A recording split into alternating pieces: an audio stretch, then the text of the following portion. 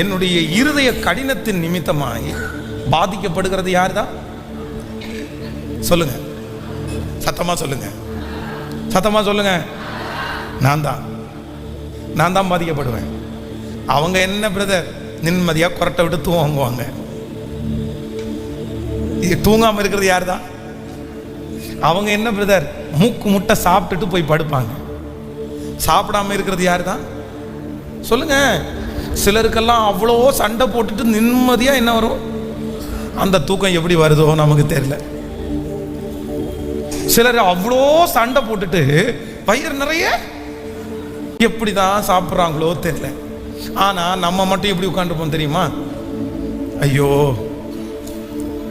அந்த டென்ஷன் ஆகி எங்கேயுமே போகாம இந்த கேரக்டர்ல நீங்க இருந்துட்டீங்கன்னா உண்மையிலே உங்களுடைய வாழ்க்கையை ரொம்ப தூரம் நீங்க எடுத்துட்டு போகவே முடியாது. சிலர் வந்து ரொம்ப ரிலாக்ஸ் ஆயிடுவாங்க சிஸ்டர், பிரதர், ரொம்ப ரிலாக்ஸ் ஆயிடுவாங்க. அவ்வளோதான். ஒரு டிவியினுடைய ஒரு நிகழ்ச்சியை பார்த்தா ரிலாக்ஸ் ஆயிடுவாங்க, ஃபோனில் ஒன்று பார்த்தா ரிலாக்ஸ் ஆயிடுவாங்க, வீட்டை விட்டு வெளியே போனால் ரிலாக்ஸ் ஆயிடுவாங்க, கொஞ்ச நேரம் தூங்கினா ரிலாக்ஸ் ஆயிடுவாங்க. ஆனால் நம்மளால அப்படி இருக்க முடியாது. நமக்கு சுற்றி நமக்கு முன்னாடி வந்துட்டே இருக்கும். அது நம்மளை சாப்பிட விடாது, தூங்க விடாது, நல்லா ட்ரெஸ் பண்ண விடாது. ரொம்ப கஷ்டமா இருக்கும். ஏன் அப்படின்னா உங்களுக்குள்ள ஒரு ஈர மனசு இருக்குது. நீங்க நல்லவங்க, நீங்க ஆண்டவர் கொஞ்சம் பயந்தவங்க. அதனால ஆண்டவரே என்னை அழிப்பதற்கு நான் ஒரு நாள் என்ன பண்ண மாட்டேன்னா இடம் கொடுக்கவே மாட்டேன். நான் இருதய கடினத்தோடு நான் வாழக்கூடாது என்கிறது வேதத்துக்காக மட்டும் இல்லை, ஆண்டவர் சொன்ன வார்த்தைக்காக மட்டும் இல்லை, யாருக்காகவும் தான் சொல்லுங்க. நான் உடனே மன்னிக்கணும். யாருக்காக? கேட்கல, சத்தமா சொல்லுங்க. நான் உடனே மன்னிக்கணும். யாருக்காக? நான் உடனே விட்டு கொடுக்கணும். யாருக்காக? நான் உடனே அடி பண்ணிக்கணும். யாருக்காக? நான் உடனே கசப்புகளை மறக்கணும். யாருக்காக? நான் நல்லா இருப்பதற்காக. அப்படிதான் ஆண்டவர் சொல்லி இருக்கிறார். கடைசி நாட்களிலே ஜனங்களுடைய அன்பு தணிந்து போகும். மனிதர்கள் சிலர் வந்து சுகபோக பிரியராய் மாறுவார்கள், மாம்ச பிரியராய் மாறுவார்கள். இன்றைக்கு இருக்கிற உலகம் வந்து பொல்லாங்கனுக்குள்ள நிரம்பி கிடக்குது. அன்பு ஜனங்களுக்குள்ள இல்ல, பாசம்னா என்னன்னே ஜனங்களுக்குள்ள தெரியல. ஒரே குடும்பத்துல இருக்கிறவங்க மேலேயே கணவன் மேல மனைவிக்கு பாசம் இல்ல, மனைவி மேல கணவனுக்கு பாசம் இல்ல, பிள்ளைங்க மேல அம்மா அப்பாவுக்கு பாசம் இல்ல, பிள்ளைகளுக்கு அம்மா அப்பா மேல பாசமே இல்லாத ஒரு கடினமான உலகத்துல நம்ம வாழ்றோம். கொஞ்சம் கூட ஈவு இறக்கம், ஒரு சமாதானம் எதுவுமே இல்லாத உலகத்துல வாழ்றோம். மிதிச்சா எவ்வளவு வேணாலும் மிதிக்கிற உலகத்துல வாழ்றோம். பேசினா எவ்வளவு வேணாலும் கேவலமா பேசுகிற ஒரு உலகத்துல வாழ்றோம். ஒருத்தனை பேசுறதுக்கு இன்னதுன்னெல்லாம் யாருக்கும் சொல்லிக் கொடுக்க வேண்டியது இல்லை. ஒருத்தன் உங்களை குற்றப்படுத்த ஆரம்பிச்சாங்கன்னா உங்களுக்கு விரோதமா என்ன வேணாலும் சொல்றதுக்கு ஆயத்தமா இருக்காங்க. எவ்வளவு அதுவும் வந்து பாருங்க, இந்த சோசியல் மீடியாவில் இந்த யூடியூப் அப்படின்ற ஒன்று வந்ததுக்கு அப்புறம் உலகமே கெட்டு போயிருச்சு. அதுவும் இதுல அதிகமாய் உலக நாடுகளிலேயே இந்த மீடியாவில் கெட்டு போயிருக்கிறது என்ன அப்படின்னா தமிழ்நாடு தான் அதிகமாக கெட்டு போயிருக்குது. தமிழ்நாடு தான், அதர் ஸ்டேட் கூட அதிகமாக கெட்டு போகல. தமிழ்நாட்டில் தான் இந்தியாவிலே அதிகமான யூடியூப் சேனல்ஸ் வந்து தமிழ்நாட்டில் தான் இருக்குது. டிவி சேனல்ஸ் வந்து தமிழ்நாட்டில் தான் இருக்குது. அவ்வளவு கெட்டு போய் கிடக்கு இந்த உலகம். ஏன்னா அன்பே இல்லை. எங்க பிரச்சனை நடக்கும், யார்கிட்ட பிரச்சனை நடக்கும், யாரை பேசலாம், யார்கிட்ட எந்த விஷயத்தை சொன்னா ஜனங்கள் பார்ப்பாங்க அப்படின்ற கியூரியாசிட்டி ஜனங்களுக்குள்ள போயிட்டே இருக்குது. இவனை குறித்து இப்படி பேசுறோமே அந்த எண்ணம் எதுவுமே கிடையாது. இப்படிப்பட்ட உலகத்துல வாழ்ந்துட்டு நம்முடைய இருதயத்தை கடினமா நம்ம வச்சு இப்படி சொல்லிட்டானே, இப்படி பேசிட்டானே, இப்படி நடந்துருச்சே அப்படின்னு நீங்க நியாயமானவர்களா இருந்தால் கூட நீங்க இருதயம் கடினமா இருப்பீர்களே ஆனால் ஃபங்க்ஷன் நடந்துட்டே இருக்கும், ஆடல் பாடல் நடந்துட்டே இருக்கும், கொண்டாட்டம் நடந்துட்டே இருக்கும், சந்தோஷமா சாப்பிட்டே இருப்பாங்க.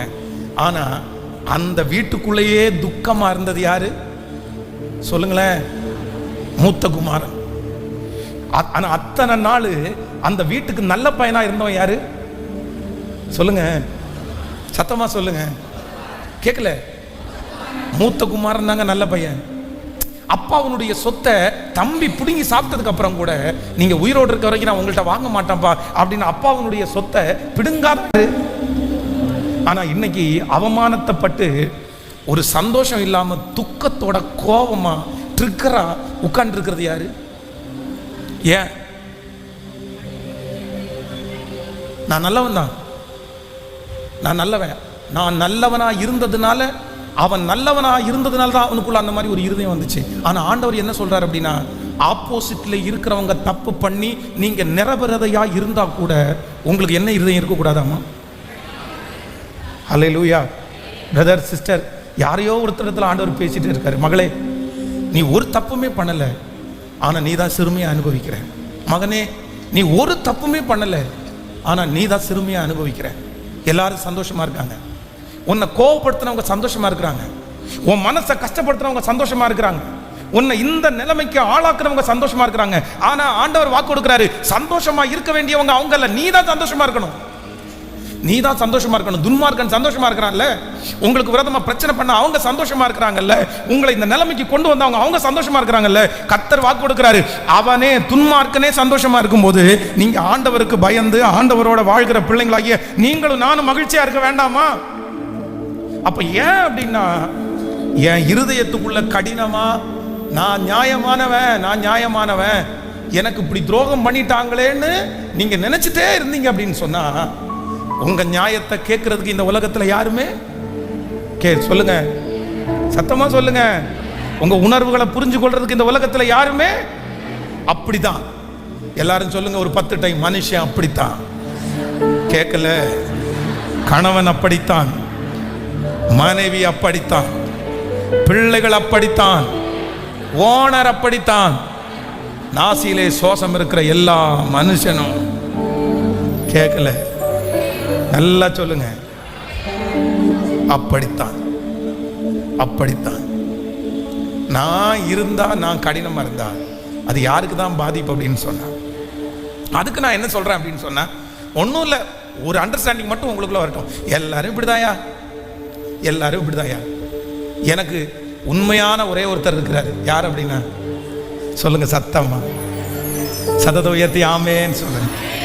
ஆண்டவரை மாதிரி நல்லவர் ஒருவருமே. அது ரொம்ப அழகான ஒரு பாடல். உம்மை போல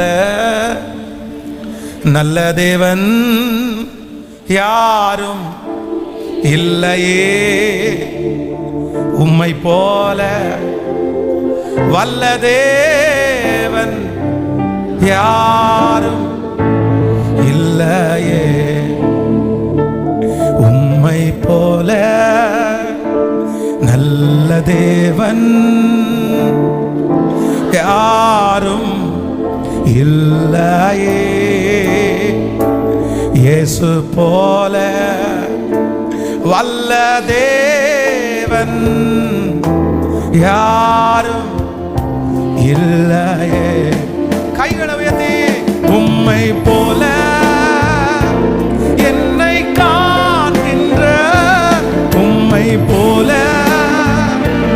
என்னை தேற்றிட, உம்மை போல என்னை பூரித்திட யாரும் இல்லையே, இயேசையா யாரும் இல்லையே, யாரும் இல்லையே, இயேசையா யாரும் இல்லையே. சொல்லு, யாரும் இல்லை, யாரும் இல்லையே, இயேசையா யாரும் இல்லையே. ஒரு விஷயம் கூட சேர், உம்மை போல சொல்லுங்க, நல்ல தேவன் யாரும் இல்லையே,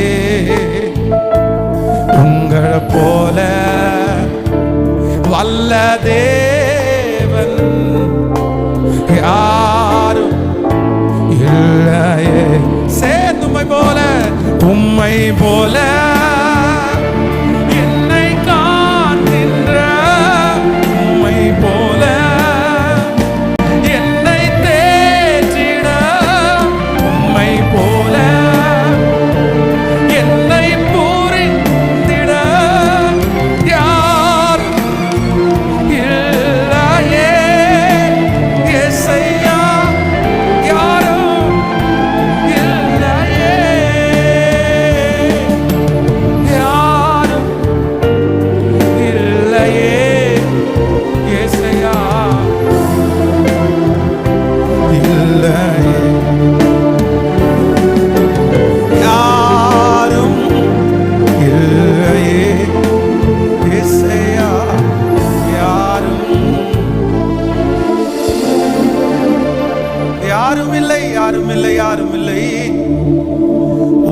போல யாரும் இல்லை, உம்மை போல யாரும் இல்லை, உம்மை போல யாரும் இல்லை,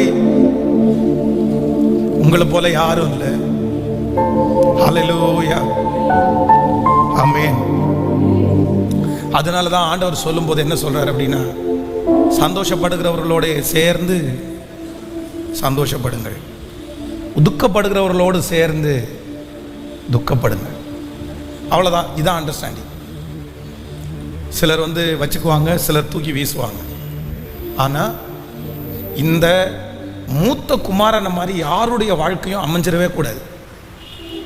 மூத்த குமாரனை மாதிரி நீங்க இருந்துடவே கூடாது. இன்னைக்கு இருக்கிற நிறைய கிறிஸ்தவர்கள் யார மாதிரி தான் இருக்காங்க அப்படின்னா, மூத்த குமாரனை மாதிரி தான் இருக்காங்க.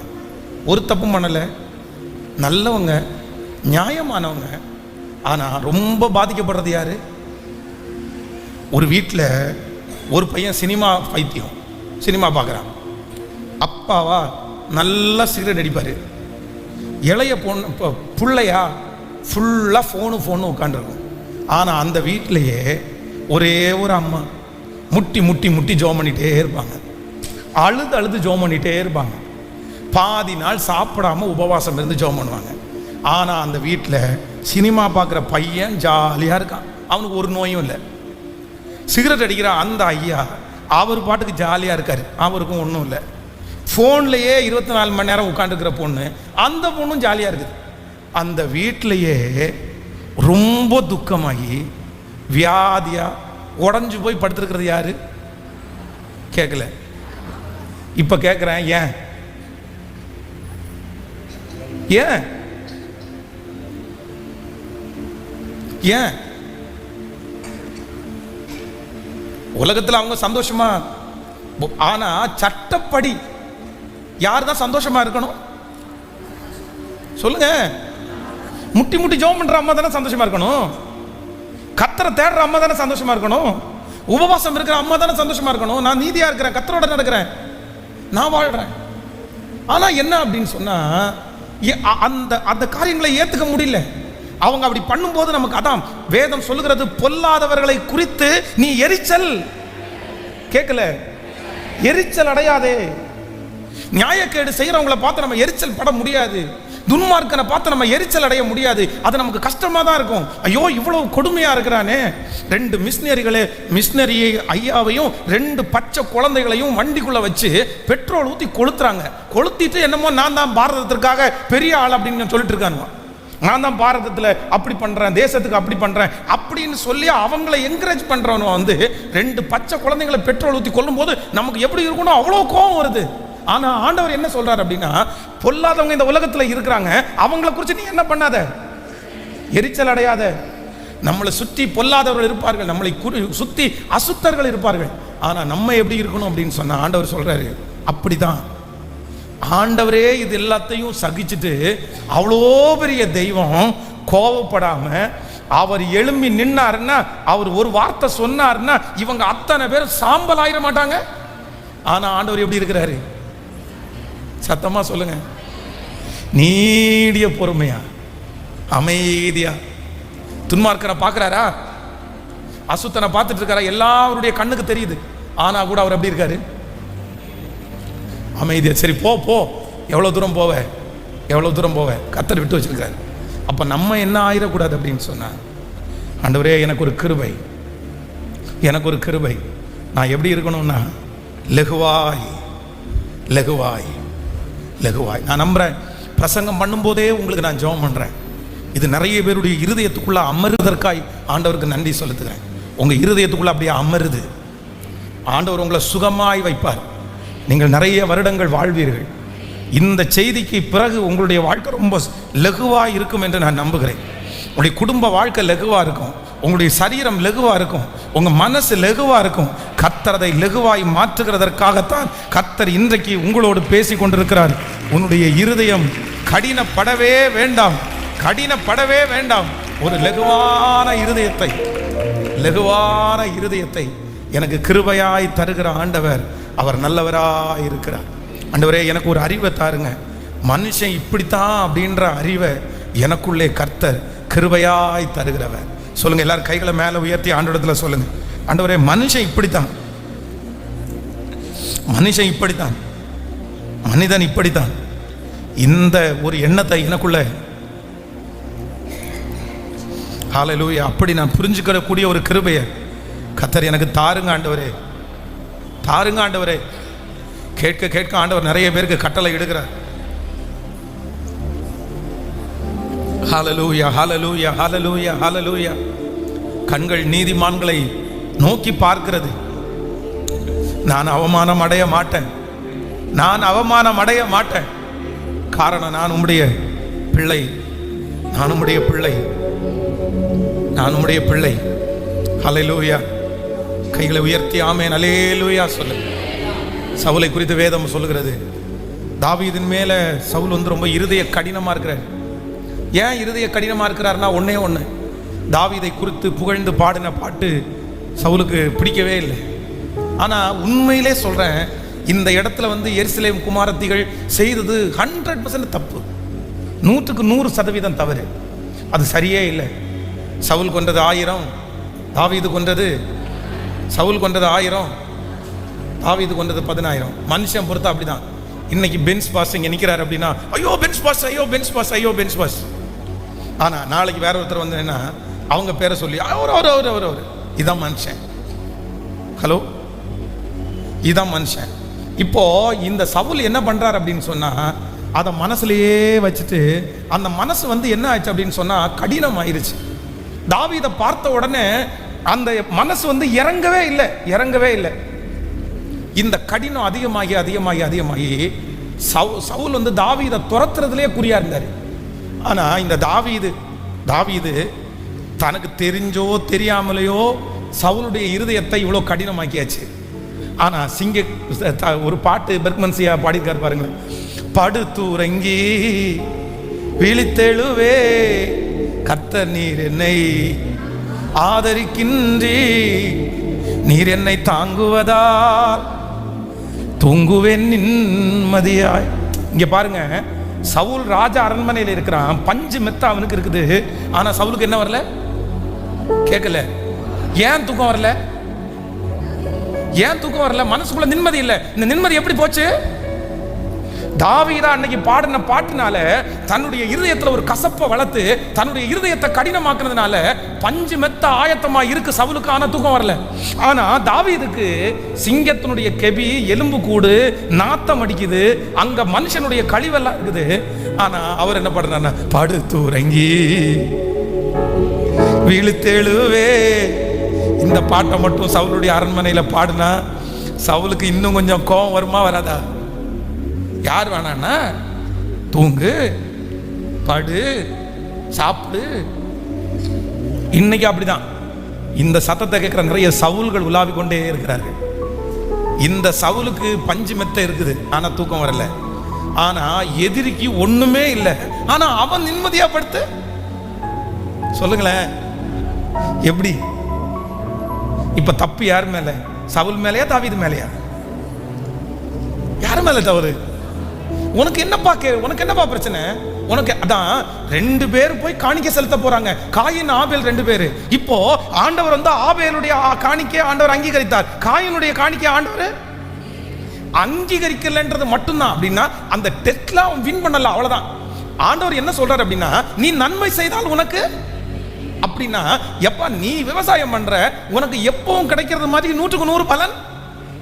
உனக்கு ஒன்றும் பெரிய விஷயம் இல்லை. என்ன இந்த டைம் அவன் வந்து பெஸ்டா ஃபர்ஸ்ட் பிரைஸ் வாங்கினான், நீயும் அடுத்த டைம் ஃபர்ஸ்ட் பிரைஸ் வாங்கு, வேலை முடிஞ்சிச்சு, அவ்வளோதான். ஐயோ எனக்கு இவன் ஃபர்ஸ்ட் பிரைஸ் வாங்கிட்டானே, எப்படி இவனை விடலாம்? இவனை தாங்கவே முடியல, எனக்கு அவமானமா போச்சு, எனக்கு கஷ்டமாய் போச்சு. ஏன்பா, உனக்கு தான் இவ்வளோ ஆசீர்வாதத்தை தர்றேன்னு சொல்லிட்டேன், நீ நன்மை செஞ்சா உனக்கு மேன்மை இருக்குன்னு சொல்லிட்டேன். சரி, அவன் இந்த டைம் வின் பண்ணிட்டான், போட்டும், அடுத்த டைம் நம்ம வின் பண்ணிடலாம் அப்படின்ற மனசு இல்லாம காயின் ஆபேல எது வரைக்கும் போயிட்டானாமா? சத்தமா சொல்லுங்க. சில நேரத்தில் நீங்க அண்டர்ஸ்டாண்டிங் பண்ணிக்கல அப்படின்னா நீங்க கொலை வரைக்குமே போயிடுவீங்க. உங்க வாழ்க்கையை நீங்க நிம்மதியா சுத்தமா வாழவே முடியாது, சுத்தமா வாழ முடியாது. அதனால இன்னைக்கு பேச பேச நீங்க ஜெபம் பண்ணுங்க, பேச பேச ஜெபம் பண்ணுங்க. எது ஜெபம் பண்ணுங்கன்னா, ஆண்டவரே நான் படுத்துறங்கி நான் நித்திரை செய்யணும். ஹல்லேலூயா. 40 வருஷம் வரைக்கும் சவுல் தாவீதை துரத்தி அடிச்சாலும் தாவீதற்கு ஒரு ஆபத்தும் இல்லை, ஒரு கேடும் வரல, ஒரு பிரச்சனையும் வரல. ஆமேன் சொல்லுங்கள். கைகளை அசைத்து ஒரு ஹல்லேலூயா சொல்லுங்கள். ஆமேன். இது ரொம்ப அழகான ஒரு பாடல். அவமானம் அடைவதில்லை அப்பா நான் உமது பிள்ளை. இந்த பாட்டை பாடும்போது எல்லாருக்கும் ஆண்டவர் வந்து அந்த வசனத்தை சொல்லி, நான் நம்புறேன் கர்த்தர் நமக்கு சதையான ஒரு இருதயத்தை அந்த பைபிள் அந்த வசனத்தை எடுங்களேன். அந்த வசனத்தை எடுத்து அது மேல கையை வச்சு நீங்க எல்லாரும் ஜெபம் பண்ணுங்க. ஆண்டவரே, இந்த வசனம் என் தலை மேல ஆம் என்றும் ஆமேன் என்றும்.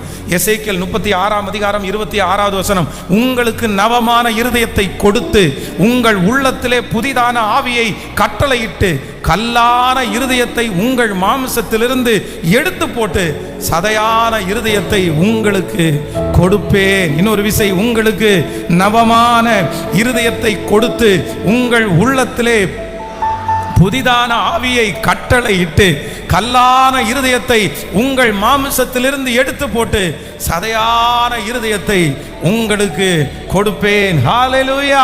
சேர்ந்து கரங்களை தட்டி அவமானம் அடைவதில்லை அப்பா நான் உமது பிள்ளை. ஹல்லேலூயா. எல்லாருடைய கரங்களையும் தட்டி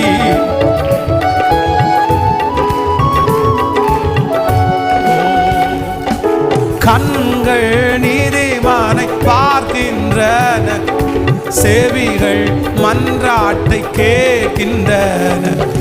கண்கள் நீதிமானை பார்க்கின்றன, செவிகள் மன்றாட்டை கேட்கின்றன. ஈடுக்கண் நீக்கி விடுவிக்கின்றீர், ஈடுக்கண் நீக்கி விடுவிக்கின்றீர். இறுதி வரை என்னை நடத்தி செல்வீர், இறுதி வரை என்னை நடத்தி சொல்லு. அவமானம் அடைவதில்லை அப்பா நான் உமது பிள்ளை, அப்பா நான் உமது பிள்ளை. ஒரு நாளும் அவமானம் அடைவதில்லை, அவமானம் அடைவதில்லை அப்பா நான் உமது பிள்ளை, அப்பா உமது பிள்ளை. ஒரு நாளும் அவமானம் அடைவதில்லை. உடைந்த நொந்த உள்ளத்தோடே கூடவே இருந்து பாதுகாக்கின்றி, உடைந்த நொந்த உள்ளத்தோடே கூடவே இருந்து பாதுகாக்கின்றி. அநேக துன்பங்கள் சேர்ந்து வந்தாலும், அநேக துன்பங்கள் சேர்ந்து வந்தாலும் அனைத்தினின்றும் என்னை விடுவிக்கின்றீர், அனைத்தினின்றும் என்னை விடு. இப்ப சொல்ல அவமானம் அடைவதில்லை அப்பா நான் உமது பிள்ளை, அப்பா நான் உமது பிள்ளை. ஒரு நாளும் அவமானம், எல்லாரும் விசுவாசத்தோடு பாடுவோம், அவமானம் அடைவதில்லை அப்பா நான் உமது பிள்ளை, அப்பா நான் உமது பிள்ளை. ஒரு நாளும் அவமானம் அடைவதில்லை. நல்லவர் நல்லவர் இனியவர் என் ஆண்டவர், நாளெல்லாம் சுவைத்து மகிழ்ந்திருவேன். நல்லவர் இனியவர் என் ஆண்டவர், நாளெல்லாம் சுவைத்து மகிழ்ந்திடுவேன். உண்மையாய் அவரை தேடும் எனக்கு, உண்மையாய் அவரை தேடும் எனக்கு ஒரு நன்மையும் குறைவதில்லை, ஒரு நன்மையும் குறை. கைகளை மேல தட்டி அவமானம் அடைவதில்லை அப்பா நான் உமது பிள்ளை, அப்பா நான் உமது பிள்ளை. ஒரு நாளும் அவமானம் அடை சொல்லுவோம், அவமானம் அடைவதில்லை அப்பா நான், அப்பா நான் உமது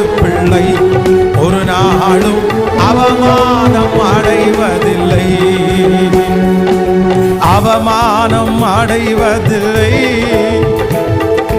அப்பா நான் உமது பிள்ளை, அப்பா நான் பிள்ளை, ஒரு நாளும் அவமானம் அடைவதில்லை. கரங்களை தட்டி அந்த தேவனுக்கு ஒரு நன்றி செலுத்துவோம். முழு பலத்தோட கரங்களை தட்டி, என்னை ஒரு நாளும் அவமானத்திற்குள்ளாக ஆண்டவர் அவர் விடுகிற தேவனே அல்ல, விடுகிற தேவனே அல்ல. எனக்கு நல்ல படிப்பினையை கொடுக்கிற நல்ல தேவன், எனக்கு கற்றுக் கொடுக்கிற நல்ல ஆசிரியராய் கர்த்தர் இருக்கிறார். ஆமே. அப்போஸ்தலனாகிய பவுலை குறித்து ஆண்டவர் சொல்லும்போது சொல்லுகிறார், சரிப்பா ஆண்டவரே, இந்த பலவீனம் எனக்கு ரொம்ப கஷ்டமா இருக்குது, இது என்னை விட்டு நீங்கட்டும் அப்படின்னு அப்போஸ்தலனாகிய பவுல் ஜெபம் பண்ணும்போது கர்த்தர் சொல்லுகிறார், என் கிருபை உனக்கு போதும், உன் பலவீனத்திலே என் பலன் பூரணமாய் விளங்கும். ஒன்று நினைத்துக் கொள்ளுங்கள், நம்ம எவ்வளவோ ஜெபம் பண்ணாலும், எவ்வளவோ உபவாசம் பண்ணினாலும், கர்த்தருடைய வாயிலிருந்து இல்லைன்னா கர்த்தருடைய சமூகத்திலிருந்து சில ஜெப குறிப்புகள், சில ஜெப விண்ணப்பங்கள் வந்து நோ அப்படின்னு வரும். நோ அப்படின்னு வரும். அப்படின்னா வேண்டாம்ப்பா, இது நடக்காது. இது ஒரு சில வேளைகளில் நம்முடைய வாழ்க்கையில் வந்து நீங்கள் ரொம்ப ட்ரை பண்ணியிருக்கலாம், சில காரியத்திற்காக ரொம்ப முயற்சி எடுத்து, அதுக்காக ரொம்ப யோசிச்சு, அதுக்காக ரொம்ப ட்ரீட்மெண்ட் பண்ணி, இல்லை நிறைய ஜெபம் பண்ணி, நிறைய உபவாசம் இருந்து, ஒரு காலகட்டத்தில் உங்கள் மனசுக்குள்ளே வந்து இனி இது நடக்காது, இல்லை இது நடக்க வாய்ப்பில்லை அப்படின்னு நிறைய பேர் சொல்லும்போது நீங்கள் ஒரு விஷயத்தை ஒன்று மறந்துடக்கூடாது. ஒன்று என்ன பண்ணணும்னா, சில காரியங்கள் நம்முடைய வாழ்க்கையிலே நடக்காது அப்படின்ற காரியத்தை நம்ம ஏற்றுக்கொள்ளக்கூடிய மனப்பக்குவத்தை ஆண்டவரிடத்தில் வாங்கணும். நம்ம சில விஷயங்கள் அப்படிதான் ஆண்டவர் அப்படி வச்சிருப்பாரு, நம்ம ஒன்றும் பண்ண முடியாது. அது என்னை உயர்த்தாதபடிக்கு என்னை குட்டும் சாத்தானுடைய முள்ளா இருக்கிறது, ஆண்டவர் கொடுத்தது, அவ்வளவுதான். சில காரியத்தை நம்முடைய வாழ்க்கையில் இப்போ வந்து எலிசபெத் சகரியா 2 பேரும் குழந்தைக்காக ஜெபம் பண்றாங்க. குழந்தை பாக்கியத்திற்காக ஜெபம் பண்ணி ஒரு சட்டன் ஏஜ் தாண்டின உடனே அவங்களுக்கு என்ன தோணுதுன்னா, இனி குழந்தை அவ்வளவுதான், இனி குழந்தை பிறக்காது அப்படின்னு சொல்ற ஒரு சூழ்நிலை அவங்களுக்கு வந்த உடனே அவங்க அதை என்ன பண்ணினாங்கன்னா, அவங்க ஏற்றுக்கொண்டாங்க. சரி, ஓகே, ரைட்டு, நம்ம அடுத்த வேலையை பார்ப்போம் அப்படின்னா அடுத்து உடனே சகரியா வந்து ஊழியத்திற்கான காரியத்தை பார்த்து மகா பரிசுத்தவானாய் வாழ்ந்தான். ஏன்னா ஆசரிப்பு பிரதான மகா பரிசுத்த ஸ்தலத்துக்குள்ள வருஷத்துக்கு ஒரு டைம் தான் ஆசாரியர்கள் போவாங்க. அந்த ஆசாரியன் பாவம் செஞ்சிருந்தா அங்கே விழுந்து செத்துருவான். அதனாலதான் இடுப்புல வந்து சங்கிலி கட்டி தான் உள்ள அனுப்புவாங்க.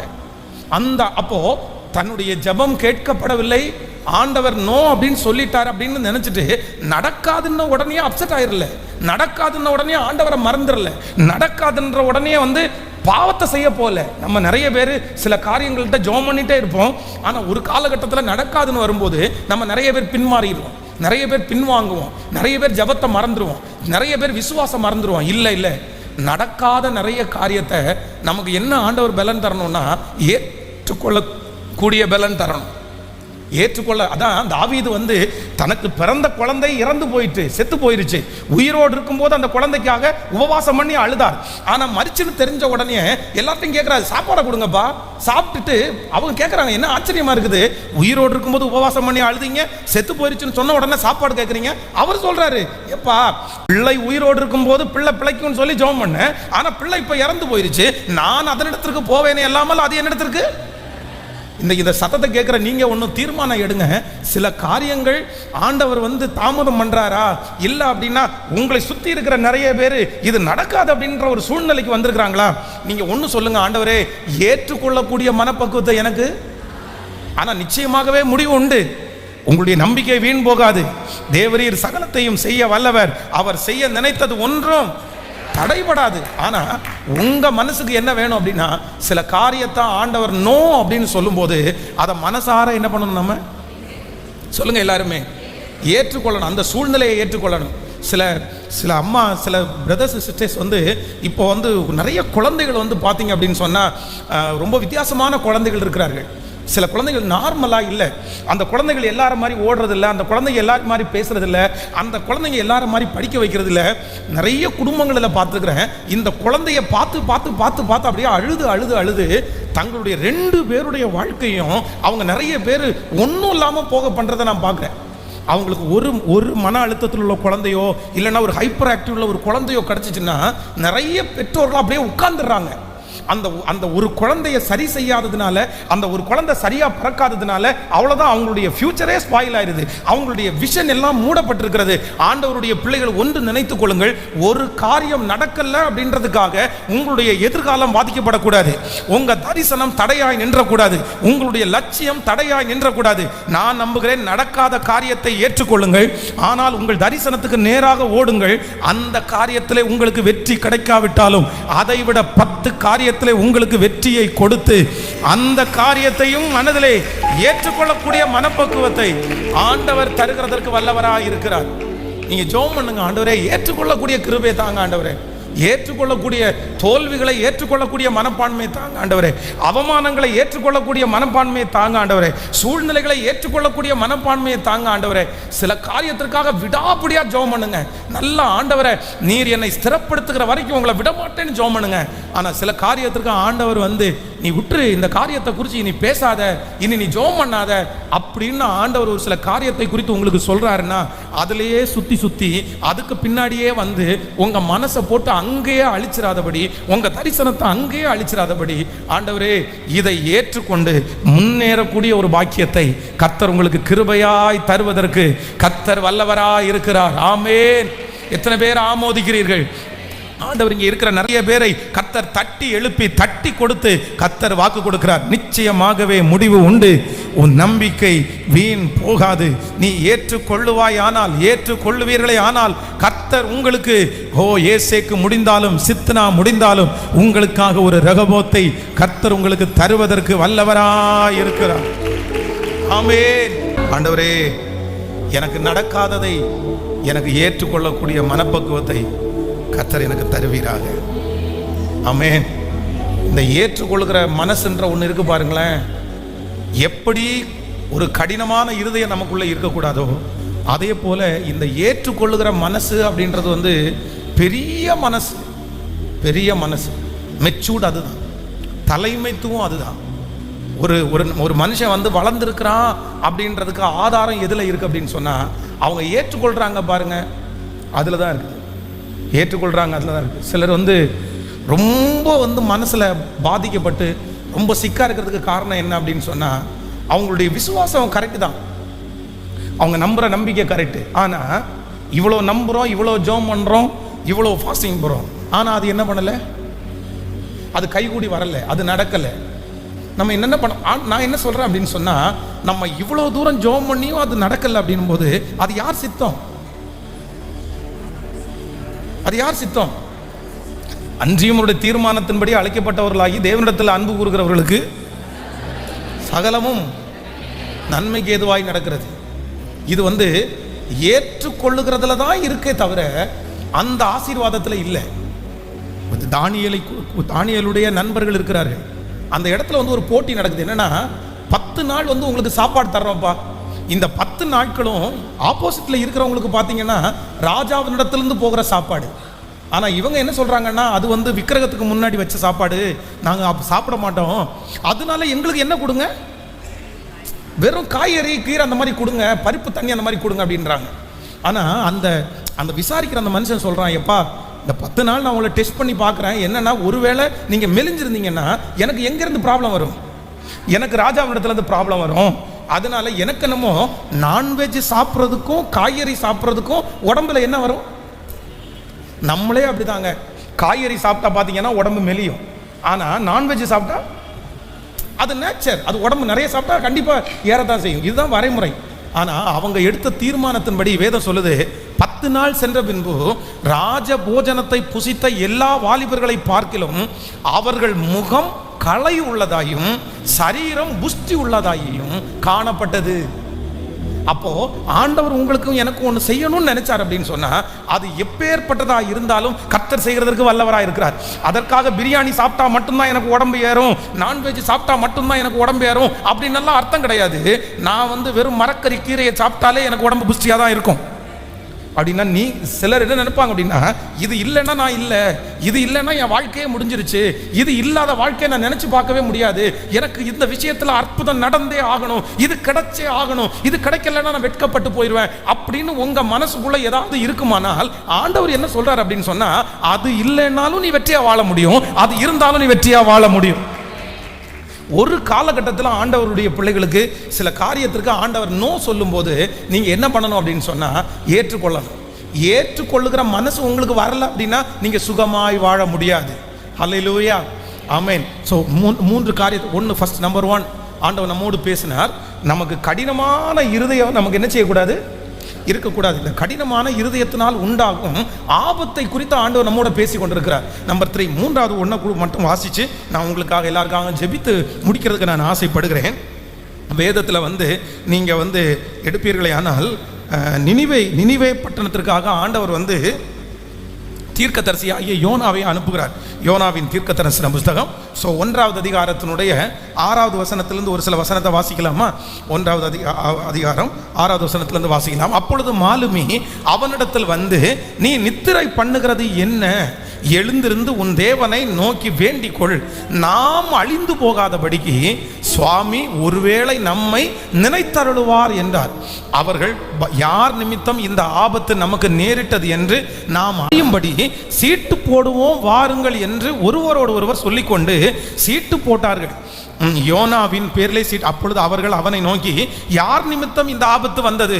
நமக்கு நேரிட்டது என்ன? நீ எங்களுக்கு சொல்ல வேண்டும். உன் தொழில் என்ன? நீ எங்கே இருந்து வருகிறாய்? உன் தேசம் எது? நீ என்ன ஜாதியான் என்று கேட்டார்கள். அதற்கு அவன், நான் எபிரேயன், சமுத்திரத்தையும் பூமியையும் உண்டாக்கின பரலோகத்தின் தேவனாகிய கர்த்தரிடத்தில் பயபக்தி உள்ளவன் என்றான். அவன் கர்த்தருடைய சமூகத்தில் நின்று விலகி ஓடி போகிறவன் என்று தங்களுக்கு அறிவித்ததினால் அந்த மனுஷர் மிகவும் பயந்து அவனை நோக்கி, நீ ஏன் இதை செய்தாய் என்றாய். போதும் கவனிங்க ஆண்டவருடைய பிள்ளைகளே, இந்த இடத்துல நம்பர் 3, மூன்றாவது யாரு ரொம்ப இருதய கடினமா இருக்கிறார் அப்படின்னா, இந்த யோனா தன்னுடைய இருதயத்தை என்ன பண்ணிட்டான்? ரொம்ப கடினப்படுத்திட்டான். ஆண்டவர் என்ன சொல்றாரு அப்படின்னு சொன்னா, நீ மகா நகரமாகிய நினிவேவுக்கு போய் அந்த தேசம் கவிழ்க்கப்படும் என்று பிரசங்கம் பண்ணு அப்படின்னு சொல்றாரு. ஆனா இந்த ஊழியக்காரனுக்கு சுத்தமா பிடிக்காதது என்ன அப்படின்னா, நினிவேவை சுத்தமா பிடிக்காது. ஏன்னா அந்த இடத்துல இருக்கிற ஜனங்கள் கொடுமையானவர்கள், ஏற்கனவே அவர்களுக்கும் தங்களுடைய வம்சத்தில் இருக்கிறவர்களுக்கும் பகை நடந்திருக்கிறது. அதனால அதை மனசுல வச்சுட்டு இவன் நினிவேவுக்கு போகாம இப்ப தர்ஷீஷுக்கு போயிட்டார். தர்ஷீஷுக்கு கப்பல் ஏறிட்டார். போற வழியில ஆண்டவர் ஒரு பெரிய பலத்த காற்றை அனுமதிச்சு இவன் நல்லா தூங்கிட்டு இருக்கிறான். உடனே ஒருத்தர் தட்டி எழுப்பி, நாங்க இவ்வளவு கஷ்டப்படுறோம், நீ கவலை இல்லையா அப்படின்னு சொல்லி மேல கூட்டிட்டு வராரு.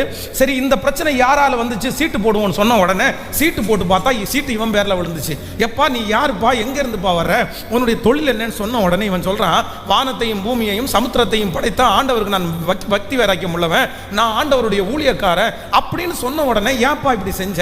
நீ ஒன்றும் பண்ணாத, நம்ம வேண்டாம் அந்த போட்டை திருப்போமா அப்படின்னு கேட்டா, அந்த இடத்துல இந்த யோனா என்ன பண்றான் அப்படின்னு சொன்னா, ஏற்கனவே இருதயம் கடினம் அவனுக்கு.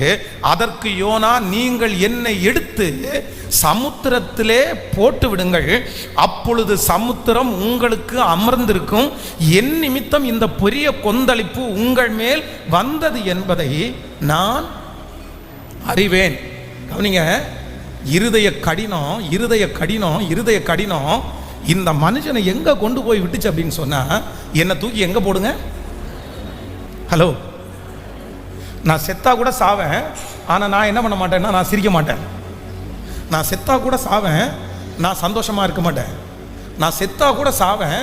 அதான் இங்க கூட யாராவது இருக்கீங்களா தெரியல, நிறைய பேர் இருதயத்தில் யாரோ ஒருத்தர் பண்ண துரோகத்தின் நிமித்தம், யாரோ ஒருத்தர் செய்த அந்த காரியத்தின் நிமித்தம் மனசு விட்டு போய் மனசுடைய இருதயத்தை ரொம்ப கடினமாக்கி, இவ்வளவு தூரம் நான் நடந்து இப்படி பண்ணிட்டாங்களேன்னு சொல்லி இருதய கடினத்தின் நிமித்தம் சில ஜனங்களுக்கு என்ன தோணுது அப்படின்னு சொன்னா, ஆண்டவர் அவ்வளவு எதிர்காலத்தை வச்சிருக்கிறாரு, அவ்வளவு விஷனை வச்சிருக்கிறாரு, அவ்வளவு தரிசனம் அவங்களுக்கு இருக்குது, அவ்வளவு கர்த்தர் நம்புறாரு. ஆனா இந்த பர்சன் என்ன கேட்கிறாரு அப்படின்னா, நான் வாழ்ந்து என்ன? ஹலோ, இருதய கடினம் உங்களுக்கு மூணாவது உங்களை எங்க கொண்டு போய் விட்டுரும் தெரியுமா? உங்களுக்கு இருக்கிற எந்த தரிசனத்தையும் உங்களுக்கு முன்னாடி கொண்டு காமிக்காது. ஒன்னே ஒன்று மட்டும்தான் உங்களுக்கு முன்னாடி இருதய கடினம் கொண்டு வந்து விடும். என்ன விடும் அப்படின்னா, நான் என்ன பண்ணணும்? நான் சத்தமாக சொல்லுங்க. கணவன் மனைவிக்கு சண்டை நடக்கும்போது, இல்லை வீட்டில் சண்டை நடக்கும்போது, நான் சாகணும்னு நிறைய சொல்லுவாங்க தெரியுமா? நான் செத்து நீங்கள் நல்லா இருங்க. நான் ஐயோ இவர் செத்த உடனே நம்ம எல்லாம் நல்லா இருக்கிறது மாதிரி இவன் நினைக்கிறான். செத்ததுக்கு அப்புறம் நிம்மதியாக விடுவாங்களா? அப்படியெல்லாம் நிம்மதியாக விட்டுற மாட்டீங்க. இல்லை, நான் செத்து நீங்கள் நல்லா இருங்க. நான் செத்தாதான் இந்த வீட்டுக்கு சந்தோஷம். நான் எதுக்கு உயிரோடு இருக்கிறேன்? நான் எதுக்கு வேண்டாம்? நான் சாகுறேன், நான் சாகுறேன், நான் சாகுறேன். ஒரு தேவனுடைய பிள்ளையினுடைய வாயிலிருந்து வந்து நான் சாகுறேன்ற வார்த்தை என்ன செய்யக்கூடாதுன்னா, நான் சாகுறேன்ற வரக்கூடாது. நீங்கள் அடிக்கடி உங்களை வந்து நீங்கள் சாகுற, நான் செத்து போனால் நல்லா இருக்கும், நான் எதுக்கு உயிரோடு இருக்கிறேன், நான் வாழவே இல்லை அப்படின்னு சொல்கிறீங்கன்னா, உங்கள் இருதயம் என்ன பண்ணுது அப்படின்னு சொன்னால், ஏதோ ஒருவர் பேரில் ஏதோ ஒரு சூழ்நிலையில் உங்களுடைய இருதயம் என்னவா இருக்குன்னா ரொம்ப கடினமாக இருக்குது. உங்கள் இருதயம் ரொம்ப கடினமாக இருக்குது. உங்கள் இருதயத்தை லகுவாக்குங்க. உங்கள் இருதயத்தை லகுவாக்குங்க. நீங்கள் சாக வேண்டியவர்கள் அல்ல. நீங்கள் சாக வேண்டியவர்கள் அல்ல. பாருங்க, நினிவே பட்டணத்தையே ஆண்டவர் யாரை நம்பி வச்சிருக்கிறாரு? வலது கைக்கும் இடது கைக்கும் வித்தியாசம் தெரியாத 120,000 பேரை கர்த்தர் யாரை நம்பி வச்சிருக்கிறாரு? எப்பா உனக்கு விஷன் இருக்குப்பா, உனக்கு தரிசனம் இருக்குப்பா, நீ செய்ய வேண்டிய ஊழியம் நிறைய இருக்குப்பா, இதோட முடிஞ்சு போகல, இதோட வாழ்க்கை முடியல, இந்த குடும்பத்தோட வாழ்க்கை முடியல, இந்த மனுஷன் ஒன்று செஞ்சுட்டான்றதுக்காக அவ்வளோதான் நீ எல்லாம் முடிஞ்சிச்சுன்னு நினைக்கிற. கிடையாது கிடையாது கிடையாது. இது உனக்கு ஒரு படிப்பினை, இது உனக்கு ஒரு பாடம், இது உனக்கு ஒரு சூழ்நிலை. ஆனால் நான் உன்னை கொண்டு செய்ய வேண்டியது என்ன அப்படின்னு சொன்னால், உன்னை கொண்டு நான் நிறைய செய்வதற்கு ஆயத்தமாய் காத்திருக்கிறேன். இந்த ஜெபத்தில் இருக்கிற யாரோ ஒருத்தரை பார்த்து ஆண்டவர் சொல்கிறாரு, உங்களை கொண்டு ஆண்டவர் நினைச்சு வச்சிருக்கிறது ரொம்ப பெரிய நினைப்பு. உன் நினைவுகள் என் நினைவுகள் அல்ல, உன் வழிகள் என் வழிகளும் அல்ல. கர்த்தர் சொல்லுகிறார், உன்னை கொண்டு எத்தனையோ காரியத்தை நான் செய்ய போறேன், எத்தனையோ ராஜ்யங்களை அசைக்க போறேன், எவ்வளோ கர்த்தர் ஜெபம் பண்ண வைக்க போறாரு. உங்கள் ஜெபத்தின் மூலமாய் நிறைய அற்புதங்கள் நடக்க போகிறது. நீங்க நிறைய பேருக்கு பயனுள்ள பாத்திரமாய் மாற போகிறீர்கள். உங்க குடும்பத்திற்கு கர்த்தர் பயனுள்ள பாத்திரமாய் மாற்ற போகிறார். நீங்கள் சாதாரணமாய் இருக்க போவதில்லை. கர்த்தர் உங்களை விலையேற பெற்றவர்களாய் கர்த்தர் அலங்கரிக்க போறாரு. கர்த்தர் அவ்வளோ பெரிய விஷனை உங்களுக்கு மேல வச்சிருக்கிறார்.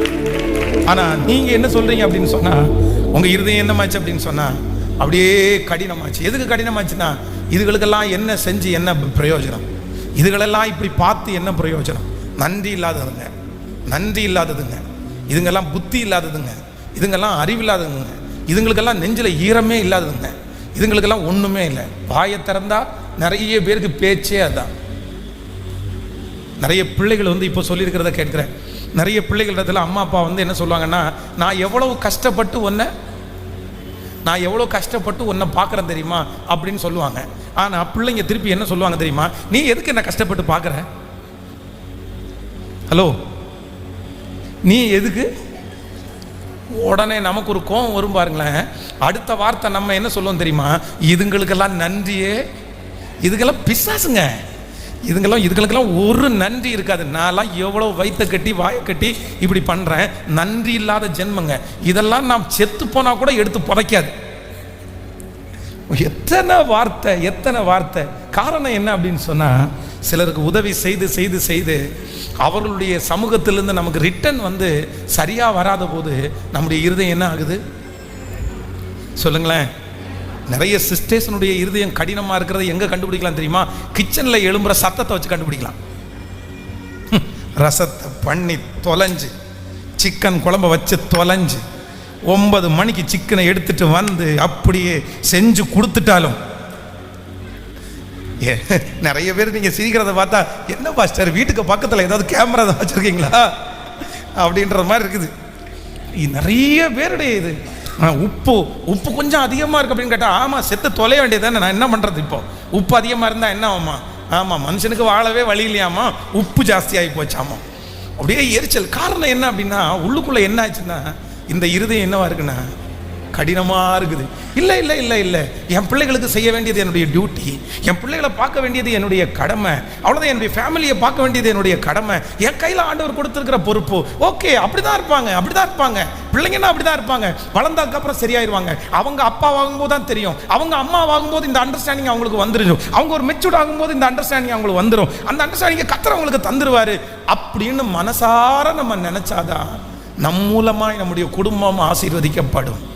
இல்லாவிட்டால் நம் மூலமாய் நம்முடைய குடும்பம் ஆசீர்வதிக்கப்படவே முடியாது. ஹல்லேலூயா, ஹல்லேலூயா. எத்தனை பேர் ஆமோதிக்கிறீர்கள்? கைகளை அசைத்து ஒரு ஹல்லேலூயா சொல்ல. தீர்க்கதரிசி ஆண்டவர் சொல்லுகிற வரைக்கும் தீர்க்கதரிசி வேகமா ஓடிட்டே இருந்தாரு. ஆனா ஒரு காலகட்டம் வரும்போது ஏசபேல் என்ன பண்றா அப்படின்னா, உன் ஜீவனை நாளைக்கு எடுத்துருவேன் உடனே பயந்துட்டாரு. அவ சொன்ன உடனே வாயில் ஆண்டவர் அடிச்சிருந்தாருன்னா தீர்க்கதரிசி அப்படியே குதூகலமா கர்த்தர் நல்லவர்னு பாடியிருப்பாரு. ஆண்டவரும் அந்த பேச்சை விட்டு வச்ச உடனே, நான் இவ்வளவு பக்தி வைராக்கியமா உங்களுக்கு ஊழியம் செய்றேன், ஆனா ஒரு விபச்சார ஸ்திரீ என்ன பேசுற அளவுக்கு என்ன விட்டுட்டீங்கல்ல, போதும் கர்த்தாவே, என் ஆத்துமாவை எடுத்துக்கொள்ளும், என் பிதாக்களை பார்க்கலும் நான் நல்லவன் அல்ல, என்ன போதும் கர்த்தாவே. ஆனா போதுன்ற ஒரு வார்த்தையை அந்த தீர்க்கதரிசி சொன்ன உடனே ஆண்டவர் என்ன சொல்ற, போதுமாப்பா, போதுமா, சரி ஓகே முடிச்சுக்கோன்னு, நீ போய் அங்கே எலிசான்னு ஒருத்தர் இருப்பான், அவன் மேலே நீ உன்னுடைய சால்வையை போட்டுட்டு உன் ஊழியத்தை. இன்னைக்கு நமக்கு நிறைய பேருக்கு ஆண்டவர் இறக்கம் பார்த்து வச்சிருக்கிறாரு. நம்ம நிறைய பேர் போதும் போதும்னு நிறைய டைம் சொல்லிட்டோம். இந்த பிசாசுங்க கூட்டத்துக்குள்ளே என்னை வச்சிருக்காதீங்க ஆண்டவரே, என்னை எடுத்துருங்க ஆண்டவரே, போதும் ஆண்டவரே அப்படின்னு எல்லாம் நிறைய பேர் சொல்லிட்டீங்க. ஆண்டவர் சரி ஊதிரலாம், சரி பாட்டு பாடிடுவோமா பரலோகமே அப்படின்னு. ஆனால் நம்முடைய ஆண்டவர் ரொம்ப நல்லவர். நம்மளை என்னவா பார்க்குறாருன்னா மண்ணா பார்க்குறாரு. சரி இது ஏதாவது ஒன்று பணாத்திட்டு இருக்கோம், நாளைக்கு சரியாயிரும், இப்போ சாயந்தரத்தில் இப்படி கத்திட்டு கிடக்கும், ஆனால் சாயந்தரத்தில் இயேசுவே மன்னிச்சிருங்க தெரியாமல் அந்த மாதிரி சொல்லிட்டேன் அப்படின்னு என் பிள்ளை சொல்லும் அப்படின்னு நம்மளை நல்லா ஆண்டவர் அறிஞ்சு வச்சிருக்கிறதுனால தான் நம்ம நிறைய பேர் இன்னைக்கு உயிரோடையே இருக்கோம். இல்லைன்னா போதும்னு சொன்ன உடனே சீட்டை கிழிச்சு கையில் கொடுத்து அவ்வளோதான், லட்சுமி வந்துரு, முடிஞ்சிருச்சு உனக்கு, எஸ்தரா சரி எஸ்தர் முடிஞ்சிருச்சு கிளம்பு அப்படின்னு நம்ம நிறைய பேரை கிளம்ப வச்சிருப்பாரு. ஆனால் ஆண்டவர் ரொம்ப கிருபை உள்ளவர். நம்ம எத்தனையோ செஞ்ச போதிலும் கூட ஆண்டவர் நம்ம மேலே ஒரு எரிச்சல் ஆகாமல் நம்மளை இன்னைக்கும் என் பிள்ளையை கொண்டு ஏதாவது நான் செய்ய முடியும், என் பிள்ளையை கொண்டு ஏதாவது நான் செய்வேன்னு இன்னைக்கு வரைக்கும் நம்மளை நம்புறாருல்ல. சிஸ்டர் நீங்கள் பார்க்காதீங்க, பிரதர் பார்க்காதீங்க, யாரோ ஒருத்தர் இந்த இருதயத்தில், பாஸ்டர் நீங்கள் எனக்காக தான் இன்னைக்கு ஆண்டவர் பேசுகிறாரு, என் இருதயம் அப்படியே கட்டி ஆயிடுச்சு பாஸ்டர், எனக்கு இவங்க பண்ணுறதெல்லாம் என்னால் தாங்கிக்கவே முடியலை பாஸ்டர், என்னை ரொம்ப ஒரு கஷ்டப்படுத்துகிறாங்க, நான் வேறு யாருக்குமே சொல்லலை, ஆனால் என் மனசுக்குள்ள அவ்வளோ குமுறல் இருக்குது பாஸ்டர், இவங்க ஒவ்வொருத்தரும் ஒவ்வொரு விதமாக பண்ணுறாங்க, நன்றியே இல்லை பாஸ்டர் யாருக்குமே, யாரும் என்ன புரிஞ்சுக்கவே இல்லை பாஸ்டர், என்னமோ ஒரு பொணமாக நினைக்காங்க, ஒரு சடமாக என்ன நினைக்கிறாங்க, என்னிடத்துல இருக்கிறது எல்லாத்தையும் உறிஞ்சுக்கிறாங்க, என் பணம் வேணும், என் உழைப்பு வேணும், என் சாப்பாடு வேணும், எல்லாமே வேணும், ஆனால் நான் மட்டும் வேணான்னு நினைக்கிறாங்க பாஸ்டர், அதனாலேயே என்னுடைய இருதயம் ரொம்ப கடினமாக இருக்குது, இவங்களுக்கு ஏதாவது செய்யணும்னு நினைச்சா எனக்கு வெறுப்பாக இருக்குது அப்படின்னு யாராவது ஒருத்தர் உங்களுடைய இருதயத்தை கடினப்படுத்திருக்கிறீங்களா? அதனால ஆண்டவர் இன்னைக்கு உங்களை பார்த்து தான் பேசுறாரு. இல்லை மகளே, நீ உன்னுடைய இருதயத்தை கடினப்படுத்த வேண்டாம், இல்லை மகனே உன்னுடைய இருதயத்தை கடினப்படுத்த வேண்டாம், அவங்க அப்படிதான், அவங்க ஒரு நாள் உணர்வாங்க, ஆனா நான் உன்னை கொண்டு இன்னும் நிறைய திட்டத்தை, இன்னும் உன்னை கொண்டு நிறைய பிளானை நான் வச்சிருக்கிறேன், நீ இருதய கடினத்தோட இருந்தா அந்த திட்டம் இதோட முடிஞ்சிரும், அந்த பிளான் இதோட முடிஞ்சிரும். அதற்கு மாறாக கர்த்தர் வாக்கு கொடுக்கிறார், இல்லை நீ எழும்பு, நீ எழும்பு, உன்னுடைய இருதய கடினத்தை மாற்றிவிடு, உன்னை கொண்டு நான் பெரிய காரியத்தை நான் செய்வேன் என்று கர்த்தர் வாக்கு கொடுக்கிறார். ஹல்லேலூயா. அப்படிதான் இருக்கும், அப்படிதான் இருக்கும், அப்படிதான் மனசு கஷ்டமா இருக்கும். ஆனா ஆண்டவரிடத்துல கேளுங்க, ஆண்டவரே என்ன சொன்னாலும் என்னுடைய இருதயம் என்ன பண்ணக்கூடாதுன்னா கடினமாயிரவே கூடாது. அதுதான் தகப்பனுடைய இருதயம், அதுதான் இயேசு அப்பாவுடைய இருதயம். நாம் ஆராதிக்கிற இயேசப்பாவுடைய இருதயம் என்ன தெரியுமா? அவர் இதுவரைக்கும் கடினமாகவே இல்லை.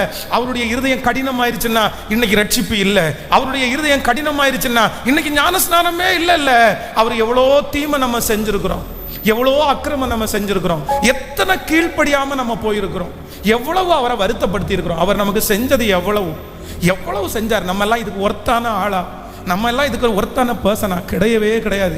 எங்கேயோ கிடந்தோம், எங்கேயோ வாழ்ந்தோம். ஆனால் எடுத்துட்டு வந்து அர்ப்பணிச்சு கிருபையை தந்து இவ்வளவு தூரம் நம்மளை வச்சிருக்கிறாரு. ஆனால் இவ்வளவு தூரம் நம்மளை வச்சோம் நம்ம கொஞ்சம் கூட நன்றி இல்லாதவங்களா.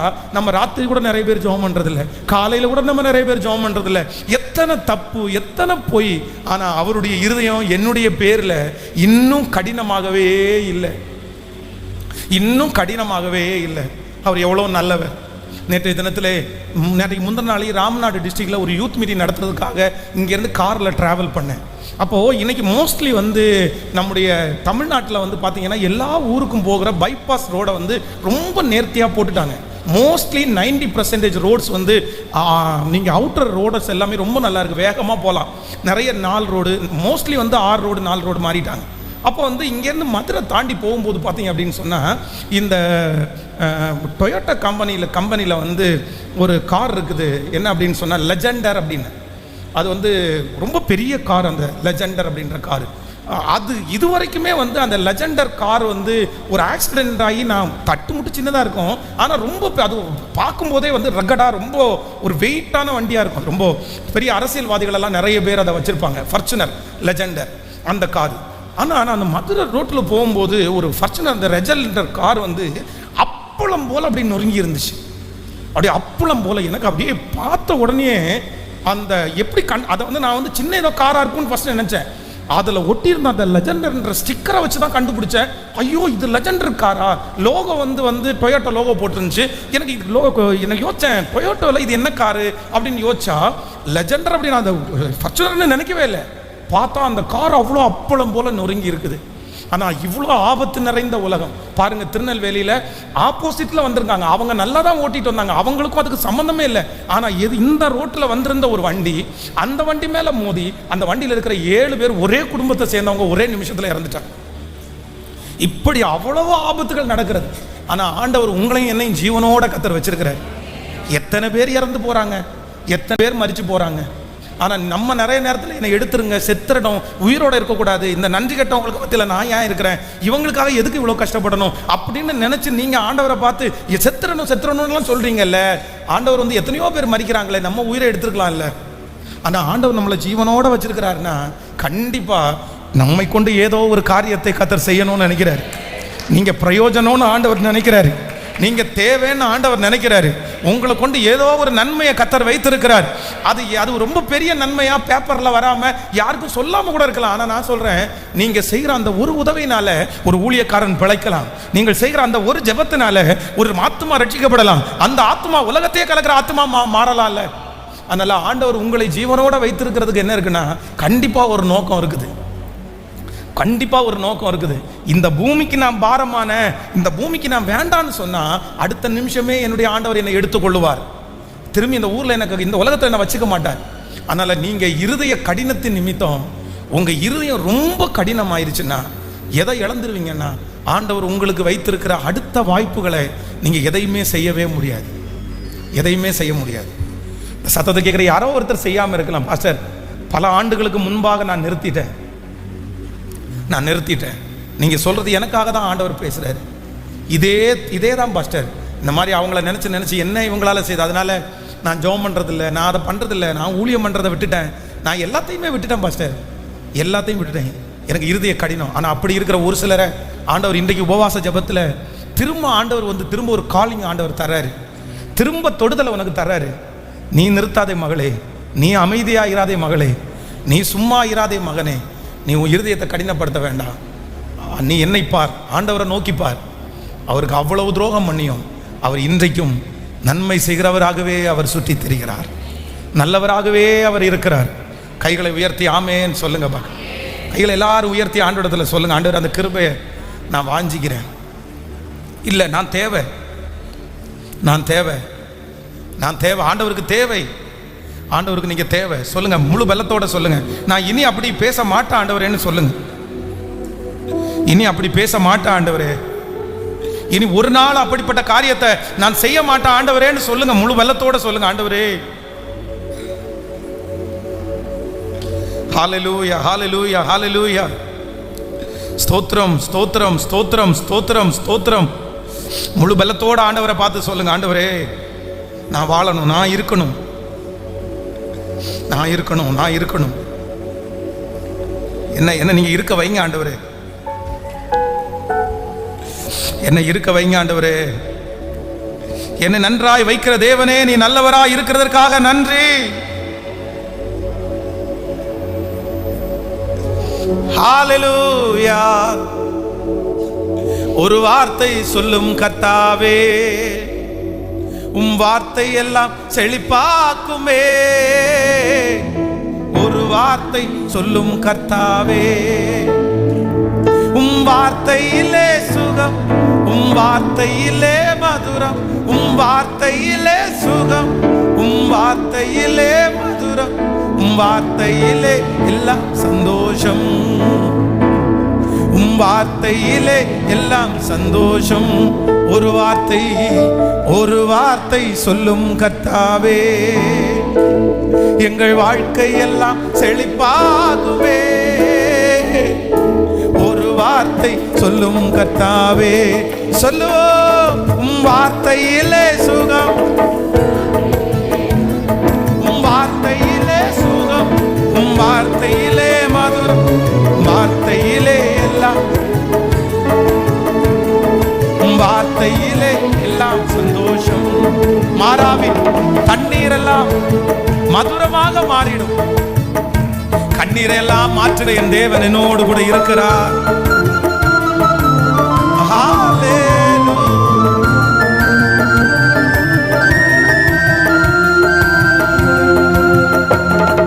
மாறா நீரெல்லாம் மதுரமாக மாறி போகும். மாறாவின் தண்ணீரெல்லாம் மதுரமாக மாறி போகும். கண்ணீர் மாறிடும், துக்கம் மாறிடும், கண்ணீர் மாறிடும், துக்கம் மாறிடும். ஒரு வார்த்தை சொன்னால் போதுமே, ஒரு வார்த்தை சொன்னால் போதுமே. கரங்கள் மேல் மாறாவின் தண்ணீரெல்லாம் மதுரமாக மாறி போகும். பாடும். மாறாவின் தண்ணீரெல்லாம் மதுரமாக மாறி போகும். கண்ணீர் மாறிடும், துக்கம் மாறிடும், கண்ணீர் மாறிடும், துக்கம் மாறிடும். ஒரு வார்த்தை, ஒரு வார்த்தை, ஒரு வார்த்தை சொல்லும் கர்த்தாவே, வாழ்க்கையெல்லாம் செழிப்பாகுமே. உங்க வார்த்தையிலே சுகம், உங்க வார்த்தையிலே மது, உங்க வார்த்தையிலே சுகம், உங்க வார்த்தையிலே மது, உங்க வார்த்தையிலே எல்லாம். சொல்லுங்க. உங்க வார்த்தையிலே சுகம், உங்க வார்த்தையிலே மதுரம், உங்க வார்த்தை.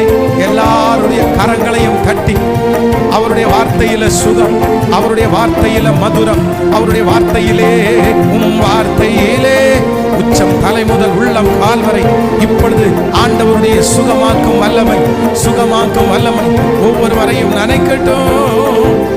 ஹalleluya. வார்த்தையிலே சுகம், வார்த்தையிலே மதுரம், வார்த்தையிலே சுகம், வார்த்தையிலே மதுரம், வார்த்தையிலே, வார்த்தையிலே எல்லாம் சந்தோஷம். ஹalleluya. தேவனே, நறுங்குண்டதும் நொறுங்குண்டதுமான இருதயத்தை நீர் புறக்கணி. தேவனே, நறுங்குண்டதும் நொறுங்குண்டதுமான இருதயத்தை ஆண்டவருக்கு ரொம்ப பிடிக்கும். ஆண்டவர் பக்கத்துல வந்து நிற்பாரு. எந்த இருதயத்துல? ரெண்டு பேர் தேவனுடைய ஆலயத்துல ஜெபம் பண்ண போறாங்க. ஒருஷனுடைய இருதயம் எப்படி இருக்குன்னா அப்படியே கடினமா இருக்குது. நீ என்ன பிளஸ் பண்ணணும், நான் தவறாம தசமபாகம் கொடுக்குறேன், நான் அழகா சர்ச்சுக்கு வரேன். அவனுடைய இருதயம் கடினமா இருக்கு. ஆனா ஒரே ஒருத்தனுடைய இருதயம் என்னவா இருக்குன்னா, எசேக்கியேல் 36:26 வாச்சது மாதிரி, நவமான இருதயத்தை கொடுத்து என் உள்ளத்திலே புதிதான ஆவியை கட்டளையிட்டு கல்லான இருதயத்தை எடுத்து போட்டு மாம்சத்தை எடுத்து போட்டு சதையான அப்படியே ஒருசனுடைய மனசு மட்டும் இலகன இதயமா இருக்குது. அவன் சொல்றான், தூரத்துல நின்று கண்களையும் ஏறெடுக்க துணியாமல்,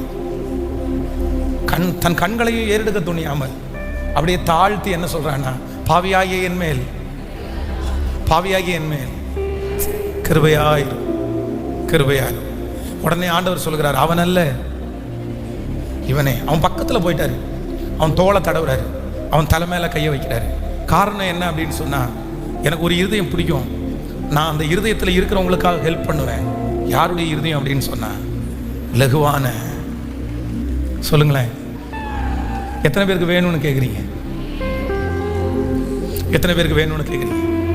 யார் என்ன வேணாலும் பண்ணட்டும், யார் என்ன வேணாலும் பண்ணட்டும், எனக்கு என்ன இருதயம் வேணும் சொல்லுங்க சத்தமா. என் இருதயம் கடினமானதே இல்லை. ஒருவேளை நீங்க லகுவான இருதயத்தா இருக்கிறதுனால இன்னும் கொஞ்சம் தலை மேல ஏறி ரொம்ப கஷ்டப்படுத்தலாம். பாச நான் தாழ்ந்து போக போக தான் பாச இப்படி பண்றாங்க. நான் அமைதியா இருக்க தான் பாச இவ்வளோ பண்றாங்க. நான் எதுவும் தட்டி கேட்க மாட்டேன்றதுக்காக தான் இப்படி எல்லாம் பண்றாங்க, அப்படியெல்லாம் சொல்லலாம். ஆனா அதுக்காக உங்க இருதயத்தை என்ன படுத்தாதீங்க. சொல்லுங்க, ஒரு 3 பேருடைய கரையை பிடிச்சி சொல்லுங்க, யாருக்காகவும் உங்க இருதயத்தை கடினப்படுத்தாதீங்க.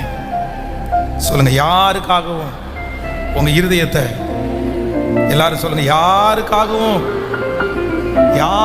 உங்க இருதயத்தை, யாருக்காகவும் உங்க இருதயத்தை கடினப்படுத்தாதீங்க. உங்க இருதயம் எப்படிதான் இருக்கணும் அப்படின்னா, லகுவாய். ஆமென், ஆமென். நம்மளை கர்த்தர் அப்படிதான் வச்சிருக்கிறாரு. இப்போ நான் உங்களை ஜெபத்தில் நடத்த போறேன்.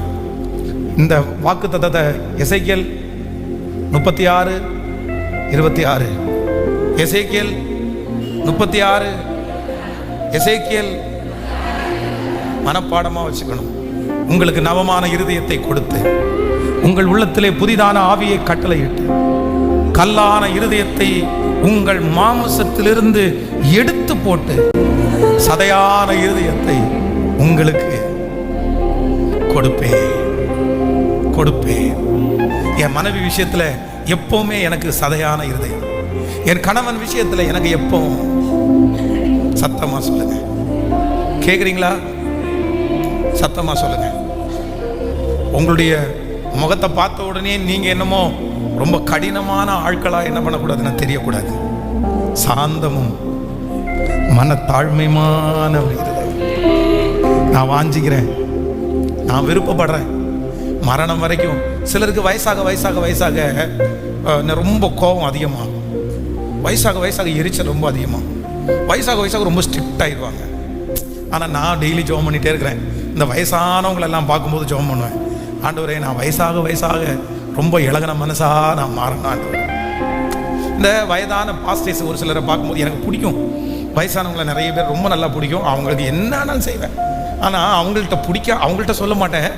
அவங்கள்ட்ட பிடிக்காத ஒன்று என்ன அப்படின்னா, இந்த வயசானவங்க என்னமோ தெரியல ரொம்ப ஒரு மாதிரி சத்தம் போடுவாங்க, எடுறா போடா வாடா அப்படி ரொம்ப ஒரு மாதிரி ஒரு மாதிரி ஸ்ட்ரிக்டாக. அவங்க அந்த ஏஜுக்கு அப்படி இருக்காங்களா தெரில, அது ரசிக்கிறது மாதிரி தான் இருக்குது. அது ஒன்றும் கோவப்படுறது மாதிரிலாம் இல்லை. அவங்க நம்மளை திட்டுற அளவுக்கு நம்ம இருக்கிறதே பெரிய பாக்கியம். அவங்க நம்மளை திட்டுறதே பெரிய பாக்கியம். என்ன ஆமேனே வர மாட்டேங்குது.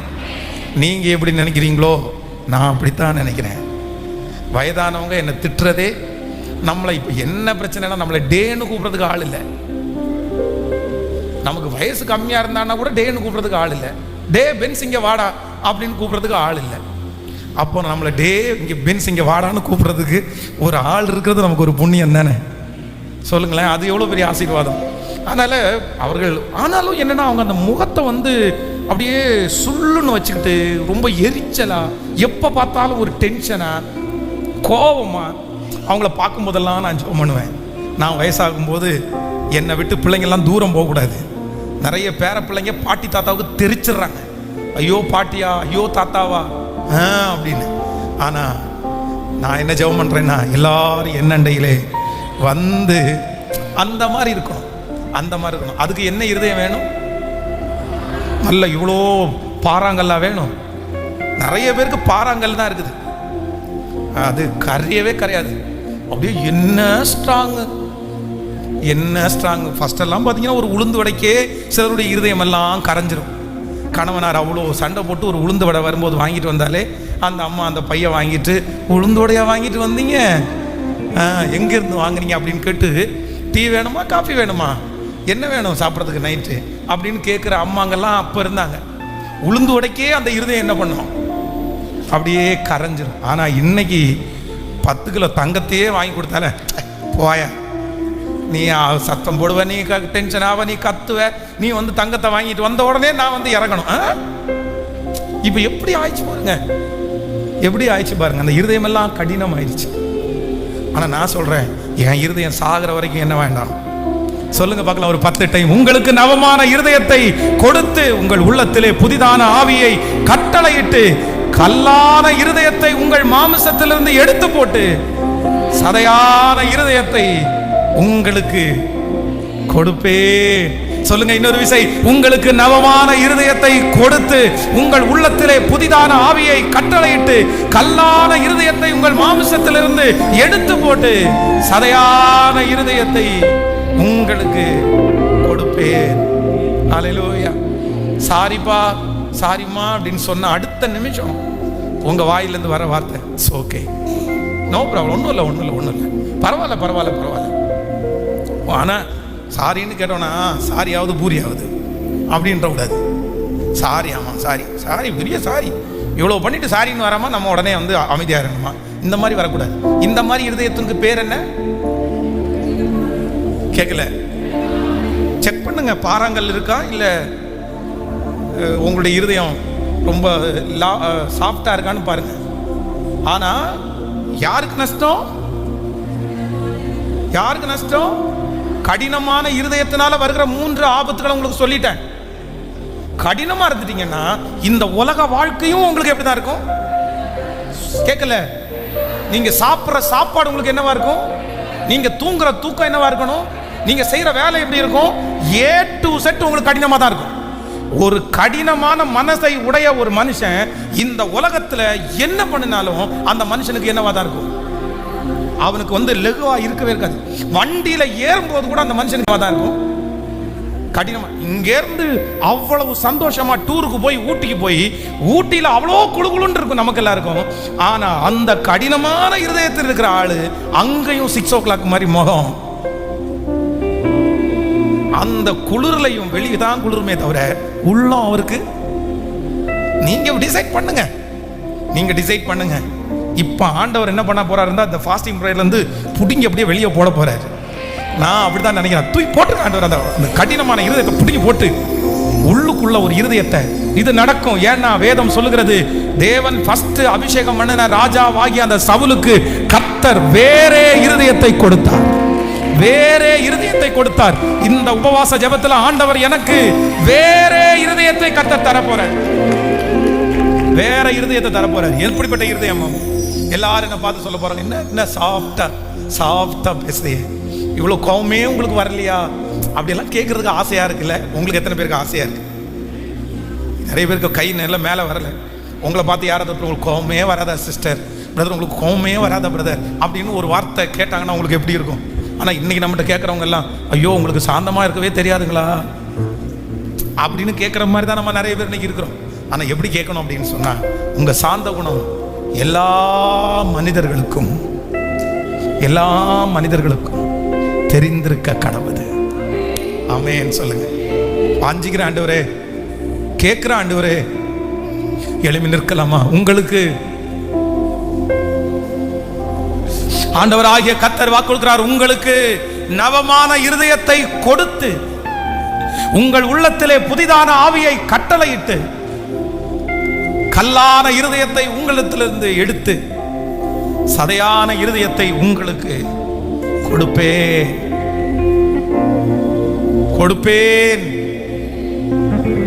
ஹல்லேலூயா. அன்பு கூறுவேன், இன்னும் அதிகமாய் ஆராதிப்பேன், இன்னும் ஆர்வமாய்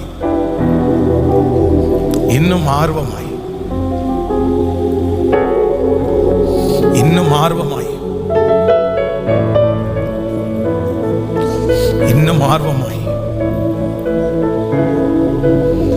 ஜீசஸ் அவர் நல்லவர், அவரை போல ஒருவரும் இல்லை. எத்தனை பேர் என்னோடு கூட சேர்ந்து கேட்குறீங்க ஆண்டவரிடத்துல? எனக்கு ஒரு சதையான ஒரு இருதயம். கேளுங்க,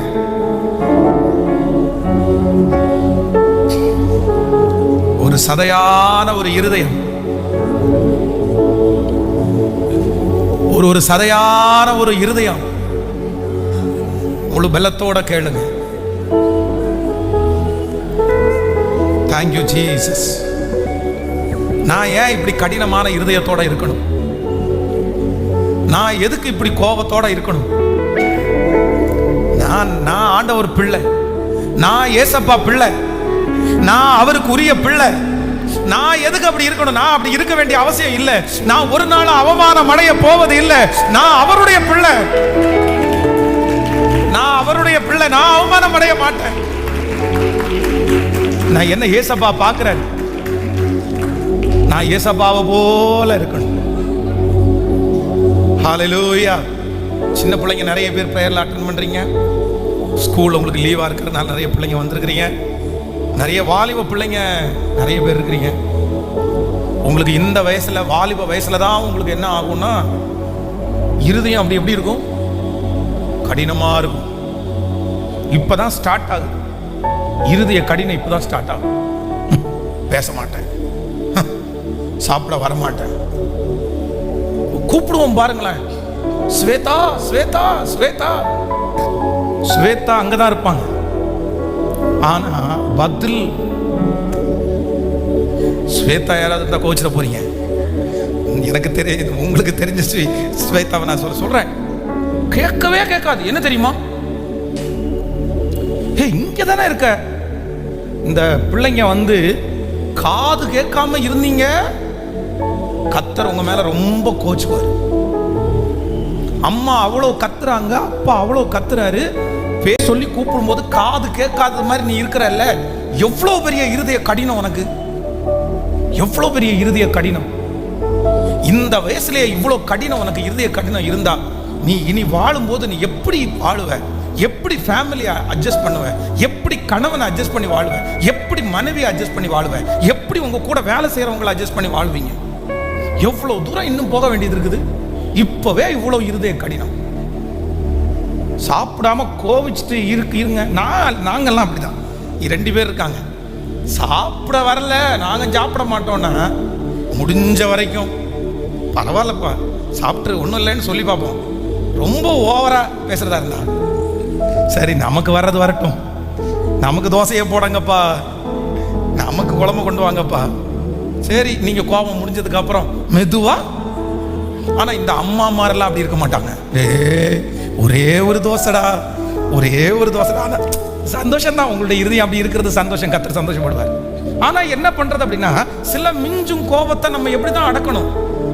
அப்படிதான் பண்ண முடியும். என்ன பண்றது? பிள்ளையினுடைய இருதயத்திலே மதியின ஒட்டி இருக்கும். தண்டனையினுடைய பிளம்பு அதை அகற்றும். அடம் முடிச்சு எனக்கு இது வேணும், இது இல்லாம நான் சாப்பிட மாட்டேன், இது இல்லாம நான் அப்படி பண்ண மாட்டேன், இது இல்லாம நான் படிக்க மாட்டேன் அப்படின்னு உங்க பிள்ளைங்க ஆரம்பிச்சாங்கன்னா, தயவு செய்து பெற்றோருக்கு சொல்றேன், அதை என்கரேஜே பண்ணாதீங்க. பரவாயில்லப்பா, அது இல்லைன்னா நீ சாப்பிட வேணாப்பா, அது இல்லைன்னா நீ படிக்க வேணாப்பா, விட்டுருப்பா அப்படின்னு சொல்லுங்க. நீங்க இப்ப வந்து அவன் அடம் முடிச்சது எல்லாத்தையுமே நீ வாங்கி கொடுங்க. என்ன உங்க பிள்ளைகளுக்கு வாங்கி கொடுத்தாலும் சந்தோஷம், அவனுக்கு தேவையானது வாங்கி கொடுங்கிற தவறல்ல. ஆனா அடம் முடிச்சு இது இல்லைன்னா நான் இப்படி பண்ண மாட்டேன் அப்படின்னு சொல்றவங்கள நீங்க என்கரேஜ் பண்ணீங்கன்னா, கடைசியில வளரும் போது ஒரு பொண்ணை கொண்டு வந்து முன்னாடி நிறுத்தி இதுதான் எனக்கு வேணும்னு சொல்லுவாங்க, பையனை கொண்டு வந்து நிறுத்தி இதுதான் எனக்கு வேணும்னு சொல்லுவாங்க. இனி அடம் முடிக்கிறதுக்கு விடாதீங்க. ஒரு சின்ன குழந்தைங்க இருக்கிறாங்க, அவங்க வந்து அடம் பிடிக்கிறாங்க, நம்ம ஒன்றும் அது அவங்க தெரியாத வயசு. அதனால வாலிப தம்பிங்க தங்கச்சிங்க, நீங்க நிறைய பேர் இந்த பிரேயர்ல அட்டெண்ட் பண்றீங்க. ஏசப்பா உங்களை ரொம்ப விரும்புறாரு, ஏசப்பாவுக்கு உங்களை ரொம்ப பிடிக்கும். வசனம் உங்களுக்கு வருது அப்படின்னா ஏசப்பாவுக்கு உங்களை பிடிக்கும்னு அர்த்தம். நீங்க நல்லா இருக்கணும்னு ஏசப்பா நினைக்கிறார். பாருங்க, எத்தனை பிள்ளைங்க வரல இல்ல, ஆனா நீங்க வந்திருக்கிறீங்கல்ல, ஏசப்பா உங்களை கொண்டு வந்திருக்கிறார்ல. ஏன் அப்படின்னா உங்களை ரெடி பண்றதுக்கு ஏசப்பா விரும்புறாரு, உங்களை உருவாக்குறதுக்கு ஏசப்பா விரும்புறாரு. உங்களை பயன்படுத்துறதுக்கு முன்னாடி ஏசப்பா உங்களை ரொம்ப அழகா உருவாக்குவாரு, அவருடைய வார்த்தையினால பேசுவாரு. நீங்க வார்த்தையை கேட்டும் நீங்க கடினமாயிடக்கூடாது. சில பிள்ளைகளுக்கு என்ன கோவம் வரும்னா, கேட்கும்போது உணர்வு வராது. பாஸ்டர் இப்படி பேசுறாரு, ஆண்டவர் இப்படி பேசுறாருன்ற உணர்வு வராது. அதுக்கு மாறா என்ன பண்ண தெரியுமா? ஆமா, ஏற்கனவே இங்க மம்மி டாடி யூட்டர்ன் போட்டிருக்கிறாங்க, இவர் வேற இப்படி பேசிட்டு இருக்கிறாரு, இவர் என்ன நினைச்சு பேசுறாரோ தெரியல, இப்படி பேசினா எங்க அம்மா அப்பா என்ன நினைப்பாங்க, கொஞ்சம் அமைதியா இருக்க வேண்டியதானே, பாஸ்டருக்கு வேற வேலையே இல்லையா அப்படின்னு இன்னும் கொஞ்சம் இருதயத்தை, பார்வோன் இருதயத்தை மாதிரி ஆயிடாதீங்க. பார்வோனுடைய இருதயம்ன்றது இப்படிதான். வசனத்தை கேட்டாலும் ஆண்டவருடைய எச்சரிப்பு கேட்டாலும் திரும்ப திரும்ப என்ன ஆகும்? அந்த மாதிரி இருதயம் திரும்ப திரும்ப கடினமாயிடுச்சுன்னா சிக்கல்ல இருக்கிறாங்கன்னு அர்த்தம். அவங்களுடைய முடிவு வெற்றியா இருக்காது, வெற்றியா இருக்காது. அதனால பிள்ளைங்க எல்லாருமே இனி மம்மி டேடி கூப்பிட்டா ஃபர்ஸ்ட் கூப்பிட்டு என் காதுல விழுந்துச்சுனாலே அடுத்த நிமிஷமே என்ன மனசுக்குள்ள இருந்தாலும் நான் என்ன கேட்பேன்னா, சொல்லுங்க மம்மி, சொல்லுங்க டேடி அப்படின்னு கேட்பேன். சிலர் என்ன என்ன அப்படி மொட்டையா எதுவுமே சொல்லாம, காரணம் என்னன்னா கோபமா இருக்கிற உங்களுக்கு கோபம் வரும், கோபம் இருக்கலாம், ஆனா என்னன்னா அது நீடிச்சு அப்படியே வருத்தமா அது மாறி இருக்கக்கூடாது. ஹல்லேலூயா. கேட்கலாமா? எத்தனை பேர் கேட்க போறீங்க? என்ன இருதயம் கேட்க போறீங்க? ஒரு பாட்டு கூட இருக்குல்ல, கல்லான இருதயத்தை எடுத்திட வேண்டும், சதையான இருதயத்தை தந்திட வேண்டும், உற்றுமையா உம் வல்லமையை தாகத்தோடு காத்திருக்கிறேன். ஓ உற்றுமையா வல்லமையை தாகத்தோடு காத்திருக்கிறேன், நான் தாகத்தோடு காத்திருக்கிறேன். மாம்சமான யாவர்மே உற்ற வேண்டுமே, கனவுகள் காட்சிகள் காண வேண்டுமே. மாம்சமான யாவர்மே உற்ற வேண்டுமே, கனவுகள் காட்சிகள் காண வேண்டுமே. உற்றுமையா வல்லமையை தாகத்தோடு காத்திருக்கிறேன், நான் தாகத்தோடு காத்திரு. பாடுவோம், உற்றுமையா உற்றுமையா தாகத்தோடு காத்திருக்கிறேன், நான் தாகத்தோடு காத்திருக்கிறேன். சொல்லுவோம், கல்லான இருதயம் எடுத்திட வேண்டும், சதையான இருதயத்தை தந்திட வேண்டும். கல்லான இருதயம் எடுத்திட வேண்டும், சதையான இருதயத்தை தந்திட வேண்டும். உற்றுமையா வல்லமையை தாகத்தோடு காத்திருக்கிறேன், நான் தாகத்தோடு காத்திருக்கிறேன். சொல்லுவோம், உற்றுமையா வல்லமையை தாகத்தோடு காத்திருக்கிறேன், நான் தாகத்தோடு காத்திரு. ஒரு விஷயம் கூட எல்லாரும் கேளுங்க மகளாம். கல்லான இருதயத்தை எடுத்திட வேண்டும், சதையான இருதயத்தை தந்திட வேண்டும். கல்லான இருதயத்தை எடுத்திட வேண்டும், சதையான இருதயத்தை தந்திட வேண்டும். உற்றுமையா அப்பா ஒவ்வொருவர் மேல்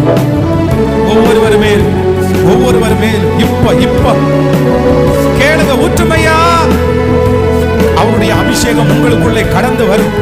அப்பொழுது கல்லான இருதயங்கள் எடுக்கப்பட்டு சதையான இருதயம் சவுலுக்கு கொடுத்தது போல, அவருடைய இருதயத்தை மாற்றினது போல, இப்பொழுது இந்த உபவாச ஜெபத்திலே எங்களுடைய இருதயத்தை மாற்றுவதற்கு வாரும்.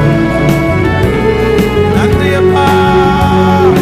உற்றுமையா வல்லமையை தாகத்தோடு காத்திருக்கிறேன், நான் தாகத்தோடு காத்திரு. கரங்களை தட்டி கர்த்தருக்கு ஒரு மையம். இந்த உபவாச ஜெபத்திலே நீர் எங்களோடு கூட இருந்ததற்காக நன்றி ஆண்டவரே. திருச்சபையில கலந்து கொள்கிற பிள்ளைகள், ஆன்லைன்ல கலந்து கொள்கிற பிள்ளைகள் ஒவ்வொரு மேலும் உங்க கரம் அப்படியே இருக்கட்டும் ஆண்டவரே. ஆண்டவரே, எந்தெந்த ஜெப குறிப்புகளெல்லாம் எங்க பிள்ளைங்க கொண்டு வந்தாங்களோ ஐயா, விடுதலை தருகிறதற்கு உங்களால முடியும். நாங்கள் ஆராதிக்கிற தேவன் நீர் கல்லான இருதயம் உடையவர் அல்ல, நீங்க இளகுன மனசுடையவங்க, நீங்க ரொம்ப இளகுன மனசுடையவங்க. நீங்க ரொம்ப இழகின மனசுடையவங்க. அன்றைக்கு உங்க பிரசங்கத்தை கேட்டு அப்படியே காத்திருந்த அந்த பிள்ளைங்க மேல நீங்க மனது உருகுனீங்கன்னு நாங்க வாசிக்கிறோமே ஆண்டவரே. மனது உருகுனீங்கன்னு நாங்க வாசிக்கிறோமே. அப்பா அப்பா அப்பா அப்பா, இப்போ இப்போ இப்போ உருகுங்க ஆண்டவரே. எங்களுக்காக மனது உருகிற தெய்வம் நீங்க தானே ஆண்டவரே. என் பிள்ளைகளுக்காக மனது உருகிற தெய்வம் நீங்க தானே ஆண்டவரே. நிறைய பேருடைய இருதயம் அப்படியே கனத்து போய் இருக்குப்பா. எப்ப பதில் கொடுப்பார்? எப்ப சாட்சியா நிறுத்துவார்? சமாதானமே இல்லையா ஆண்டவரே. சந்தோஷம் ரொம்ப தூரமா இருக்குது. எப்ப எப்போன்னு நிறைய பேர் காத்து கிடக்குறாங்க. ஜீசஸ். இல்ல இல்ல, கர்த்தரை தேடுகிறவர்களுக்கும் தேடாதவர்களுக்கும் ஒரு வித்தியாசத்தை உண்டு பண்ணுவேன்னு வாக்கு கொடுத்தீங்கல்ல. இந்த ஃபாஸ்டிங் பிரேயர்ல உங்களை தேடுறவர்களுக்கு ஒரு வித்தியாசம் வேணும் ஆண்டவரே. திருச்சபையில இருக்கிற எல்லாரை விட உங்களை தேடுறவங்களுக்கு ஒரு வித்தியாசம் வேணும். சமுதாயத்தில் இருக்கிற எல்லாரை விட உண்மை தேடுகிறவர்களுக்கு ஒரு வித்தியாசம் வேணும். ஒரு வித்தியாசத்தை கொடுங்க ஆண்டவரே. இன்னைக்கு சொன்ன வார்த்தையின்படியே எங்க எல்லாருக்கும் ஒரு சதையான இருதயத்தை தாங்க. குழந்தை பாக்கியம் இல்லாதவங்க சீக்கிரமா நல்ல செய்தியோட இங்க வரணும். கடன் பிரச்சனையில இருக்கிறவங்க கர்த்தர் எங்களுக்கு அற்புதம் செய்தாருன்னு சாட்சி கொடுக்கணும். திருமண தடை இருக்கிற ஒவ்வொரு பிள்ளைகளுடைய வாழ்க்கையிலையும் ராஜா வீட்டு கல்யாணம் போல அந்த திருமணம் நடக்கணும். தகப்பனே, வேலை இல்லாத பிள்ளைகளுக்கு ஒரு நிரந்தரமான வேலை வேணும். வருமானத்துல ஒரு உயர்வு இல்லாத பிள்ளைகளுக்கு இப்பொழுது வருமானத்துல ஒரு உயர்வை கொடுங்கப்பா. சரீரத்துல வியாதியை சுமந்திருக்கிற பிள்ளைகளுக்கு இப்போ ஒரு விடுதலையை தருவீராக. தொடர்ந்து திருச்சபையில் நடக்கிற ஒவ்வொரு ஊழியத்தையும் கர்த்தர் ஆசீர்வதிங்க. 12ஆம் தேதி முதல் நடக்கிற ஆண்டவரே சிறுவர்கள் கொண்டாட்டத்தில் ஆண்டவருடைய தயவுள்ள கரம் இருக்கணும் ஆண்டவரே. பெரிய அற்புதத்தை கர்த்தர் செய்யுங்க ஆண்டவரே. வருகிற ஞாயிற்றுக்கிழமை மாலையில நடக்கிற அந்த வாலண்டியர்ஸ் மீட்டிங், அதுல உங்க மகிமையை நாங்க உணரணும். ஜெபிக்க ஜெபிக்க ஒரு பிரசன்னம் சூழ்ந்து கொள்ளணும் ஆண்டவரே. நன்றி ஆண்டவரே. ஆகஸ்ட் மாதம் 27ஆம் தேதி கோயம்புத்தூர் பட்டணத்தில் ஆண்டவரே சுற்றி இருக்கிற எல்லா தாலுக்காவிலையும் நடத்துகிற இந்த மிகப்பெரிய வாலிபர்கள் மாநாடு, அதுல எங்க மோகன் சிலாசர தகப்பனாரும் வருகிறார்களே, அவர்களை கர்த்தர் அபிஷேகிச்சு கொண்டு வாங்க ஆண்டவரே. அதற்குரிய சூழ்நிலைகளை எல்லாம் கர்த்தர் சாதகமாய் மாற்றுங்க. தேவைகளை எல்லாம் ஆச்சரியமாய் சந்திப்பீராக. பெரிய அற்புதத்தை கர்த்தர் செய்யும். உடைய பிள்ளைகளை மனதார